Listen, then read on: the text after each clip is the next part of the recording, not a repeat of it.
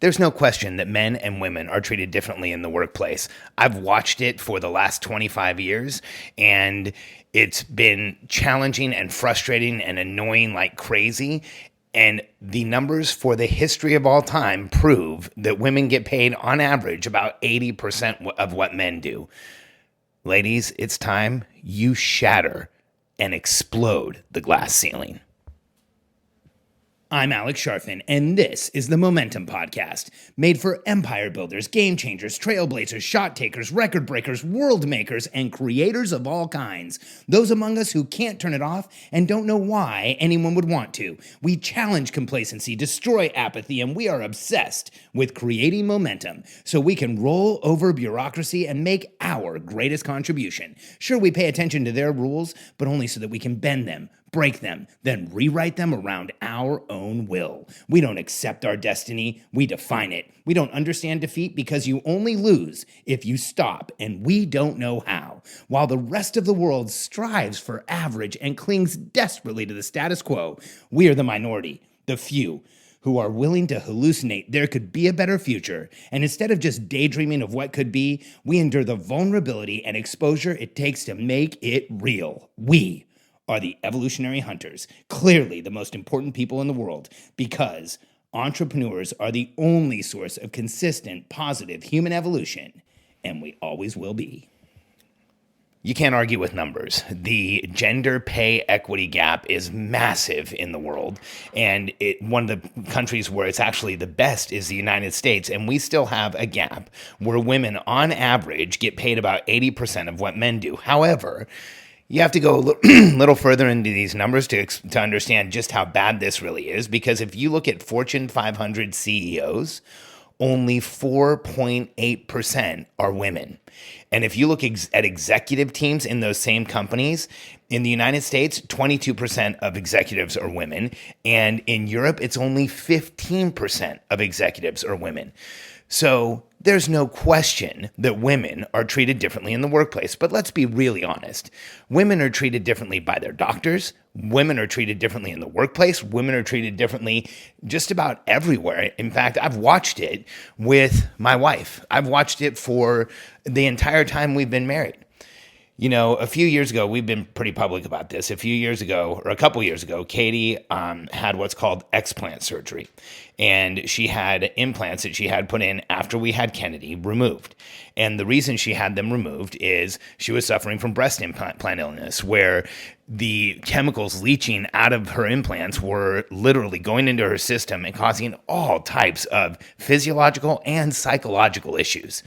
And they were crazy. And we went to doctor after doctor, and I watched them pat her on the back of the hand and say, "Oh, honey, it's because you guys have a business and you have kids, and, you know, you need to breathe more." And I don't think one of them ever said breathe more, but you need to be calmer, and maybe you take some time off, or, you know, look, you guys are doing well. You don't really have to work.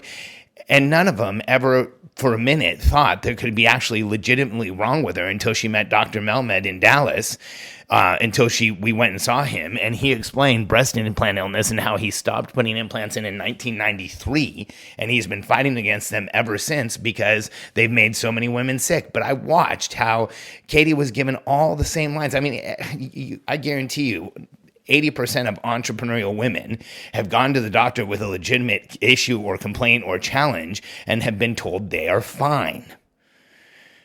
And that's just how women are treated. And it's in the workplace. I've watched how when I said something, it was taken completely different than how Katie did. We've actually had vendors that Katie would cut a deal with, and they would call me just to make sure it was okay she cut the deal. And I would think, like, do we really want to have this vendor? I can't believe they're double checking on Katie. But that's just how it is. And that's with Katie running her own business. And if you're in the workplace, you are pretty much like, to say that there's a glass ceiling is really, it's kind of unfair. It makes it sound too easy. When you look at the fact that only 22% of the executives in the United States are women and 15% in Europe, it just shows you. And the gender gap, the pay equity gap, 80%, that's at white collar positions. That's not at executive positions. It's even greater at the executive positions. So here's how you shatter the glass ceiling. you become an entrepreneur. You exploded by becoming an entrepreneur. Oprah Winfrey shattered the glass ceiling. She completely changed the game for what being a TV personality ever has meant in the history of TV personalities. And she turned her brand into something that means so much. It means something one way, Oprah, the TV show, and the entire brand. And then the other way, Harpo, the production studio that has its own channel, that has done incredible things with different thought leaders. And I mean, now is directing, producing, doing all kinds of stuff that doesn't even have anything to do with her show. And you look at it, and she crushed the glass ceiling. She exploded it. She changed. Oprah had superpowers. She could say your name, and you are a best-selling author. Mention your product, it sells out across the country. She crushed the glass ceiling because she was willing to say, enough's enough, and she just did her own thing. Here's the way you shatter the glass ceiling. Is you take on the Huntress, and you remember who you are, because you have always been on the hunt. And what is a Huntress? A Huntress is a woman who has given up on waiting around for equal rights and has decided to dominate instead. I have two daughters, 9 and 11 years old, Reagan and Kennedy, and they absolutely love Taylor Swift. So a couple times we have taken the kids to a Taylor Swift concert, and Taylor Swift blew up the glass ceiling in her industry.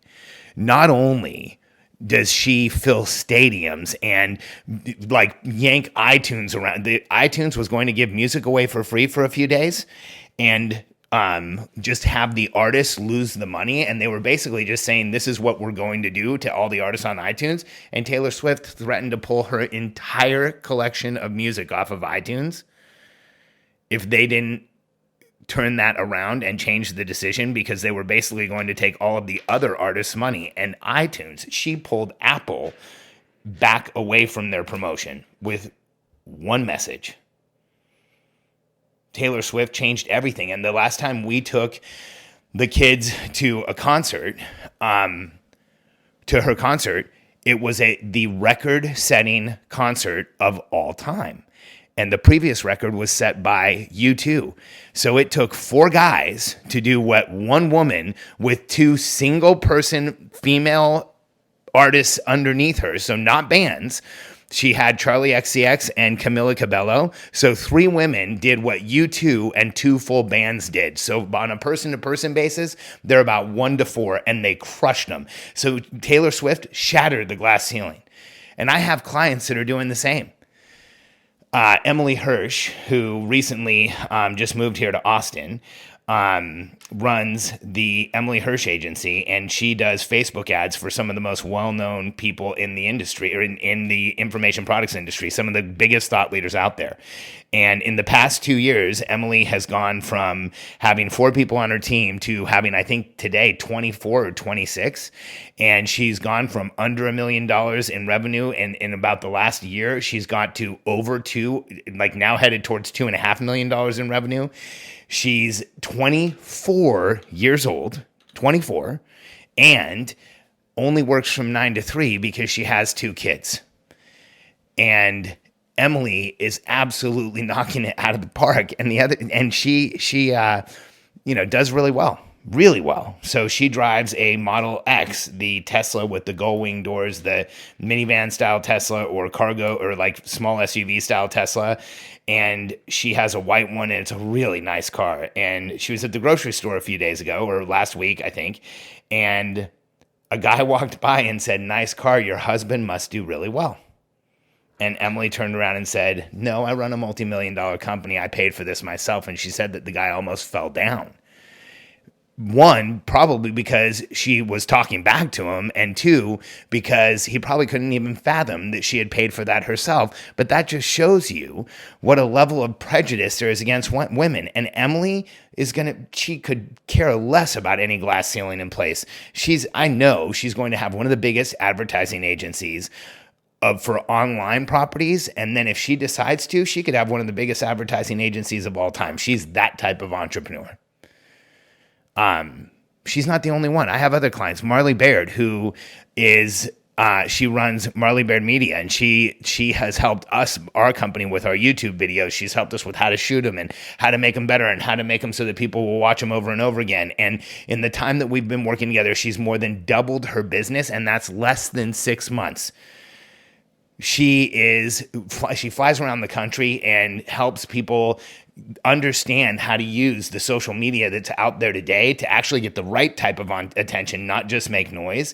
And she's an incredible human being and is so good at what she does. She's not looking at any glass ceiling. And so if you're in a place where you're working for somebody, you're working in a corporation, you're working at a place where you don't feel like you're getting the attention you need, I've got a suggestion to you. 1, either become an entrepreneur, or 2, go work for an entrepreneur. Because in our world, there is very little glass ceiling. And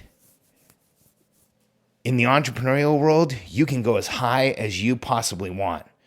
And if you've always known you were meant for more and meant to do more and meant to be more, and you've always had that crazy little voice in the back of your head that said, hey, you can do more. You should do this. You should take this risk. You should try this. I want you to know something. That isn't the crazy part of you. That is the most rational part of you. That's not the risk-taking part. That's the part of you that knows not doing this is an even bigger risk. And if you're listening to me, you know you identify with Huntress. So stop waiting for anyone to give you anything and just go out and dominate. Because that's what you're capable of. The Dalai Lama said that when the world is in the control of the Western women, things will get much better. So go ahead and just go crush it and take over, because that's who you are, and that's what you should be doing, and that's what you are meant to do. If you are running your own business and you're interested in getting some help building a team and growing your business and really taking things to the next level and understanding how to plan strategically with your team, take that strategic plan and communicate it to your team in a way that gets things done, and then understand exactly how to build the infrastructure of people and process around you so that you can create absolute intense momentum with your team, go to alexsharfin.com/apply. That's alexsharfin.com/apply. And my team will follow up with you, and we look forward to talking to you, because if you're ready to grow the business you've always known you should have, alexsharfin.com/apply.